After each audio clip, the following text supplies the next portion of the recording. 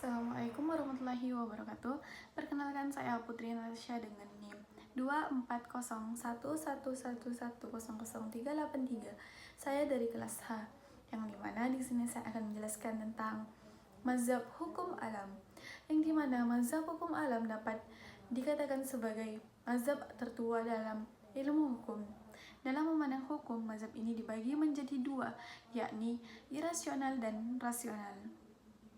Aliran irasional memandang hukum bersumber dari Tuhan dengan eksponennya yang terkenal seperti St. Augustinus dan Thomas Aquinas. Adapun aliran rasional memandang hukum bersumber dari akal manusia dengan eksponennya yang terkenal seperti Grotius, Immanuel. Namun demikian, titik pangkal dari mazhab ini adalah hukum dijadikan instrumen untuk mencapai keadilan. Terkait dengan hukum, mazhab hukum alam menyatakan bahwa that law is to be identified by reference to moral and ethical. Thomas Aquinas menyatakan bahwa pandangan hukum alam didasarkan pada hukum yang didasarkan pada moral alamiah manusia, moral nature. Dari pandangan Thomas Aquinas di atas, maka hukum tidak dapat dilepaskan dari moral dan etika. Hukum yang tidak berlandaskan pada moral dan etika dikategorikan sebagai hukum yang jelek dan tidak boleh dijadikan hukum dan dipaksakan kepada masyarakat. Hukum itu Hilaire M. Corbett dan Nigel D. White mengemukakan hukum alam memiliki dua pilar, yakni doktrin tujuan pembentukan hukum yang baik, dan kedua hakikat dan batasan. Kewajiban hukum untuk mentaati hukum lahir tidak hanya untuk memenuhi aspek fisik manusia, namun juga aspek eksistensial. Hukum bukan objek yang bebas nilai, namun penuh dengan nilai seperti nilai keadilan dan ketidakadilan, yang menjadi dasar hukum bermakna dalam kehidupan manusia.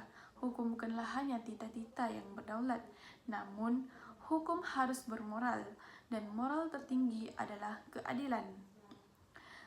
Socrates merupakan eksponen pertama mazhab hukum alam, menyatakan bahwa hukum adalah tatanan yang menjadikan keadilan umum sebagai suatu yang utama. Hukum tidak dibuat untuk mengabadikan keinginan orang kuat, bukan juga memenuhi naluri kesenangan. Hukum itu tatanan yang objektif untuk mencapai kebajikan dan keadilan umum. Aristoteles menyatakan bahwa hukum merupakan instrumen yang dibutuhkan untuk menunjukkan manusia pada nilai-nilai moral yang bersifat rasional.